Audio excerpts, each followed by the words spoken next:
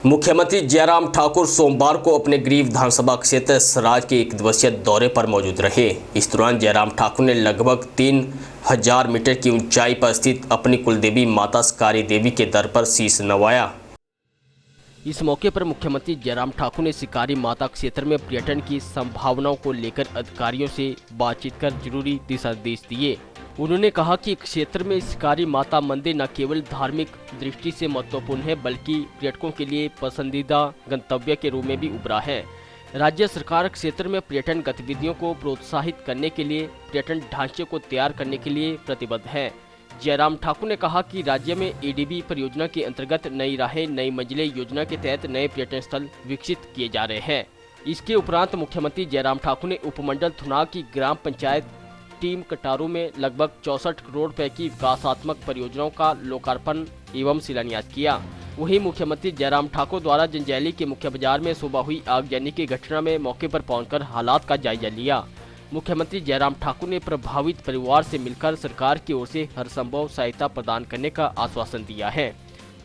आग के लगने के कारण की जानकारी हासिल की जा रही है, लेकिन उसके साथ साथ में जो परिवार प्रभावित हुए हैं उनको उचित मुआवजा दिया जाएगा और जो मदद की जा सकती है सरकार की ओर से वो करने की कोशिश करेंगे। लेकिन मुझे इस बात को लेकर के है कि बाज़ार आज पूरा यहाँ पर खतरे में हो जाता। फायर ब्रिगेड यहाँ पर नज़दीक ही अवेलेबल थी तो तुरंत फायर ब्रिगेड आकर के जो है उस पर कंट्रोल करने में कामयाब हुए हैं। लेकिन फिर भी उसके बावजूद एक मकान जो था जिसमें 4 भाई रहते थे उनका मकान बचाया नहीं जा सका, वो पूरी तरह से नष्ट हो गया, पूरी तरह से क्षतिग्रस्त हो गया। सरकार की ओर से हर संभव मदद रूप से एक तो दर्शन करने का मन था कई दिनों से, मेरी कुल देवी है और इन दिनों में मुझे इस बात की खुशी है कि पर्यटक बहुत बड़ी संख्या में वहाँ पर पहुँचा है क्योंकि रोड कनेक्टिविटी वहाँ पर बहुत बेहतर हो गई।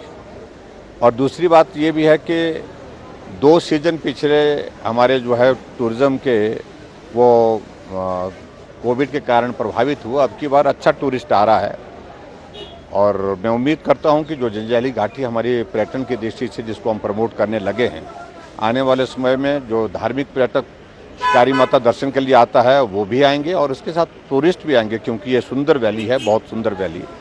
और एक जो होटल हमने यहाँ पर बना करके तैयार किया है, जो एडीबी के माध्यम से बना करके हमने तैयार किया और क्लब महिंद्रा को हमने उसको आगे आने वाले संचालन करने के लिए दिया है और वो भी 1 महीने के अंदर अंदर फंक्शनल हो जाएगा और उससे जंजैली घाटी पूरी देश नहीं पूरी दुनिया के साथ, क्योंकि क्लब महिंद्रा की जो चेन है वो पूरा देश के अंदर तो है ही है पर लेकिन इंटरनेशनली नॉन चेन है वो, और उसमें दूर से टूरिस्ट आएगा।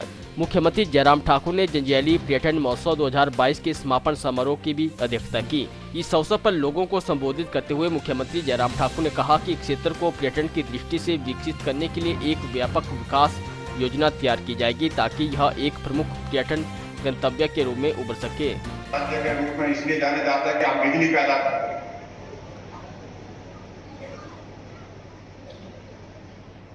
अभी हिमाचल प्रदेश में 6000 करोड़ रुपए से ज्यादा जो हमारा रेवेन्यू जो है वो पावर सर्कुलर स्टेट होने के कारण हमको आता है।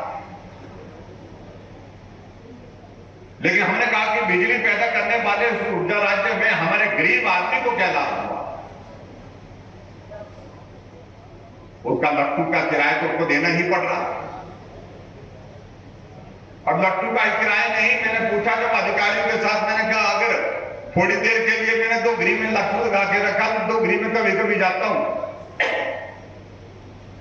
लट्टू जड़ा नहीं, मैं 2 महीने नहीं गया तो बिजली का बिल आएगा? वो तो आएगा। मैं तो जब लट्टू जड़ा नहीं तो आएगा कैसे बिल?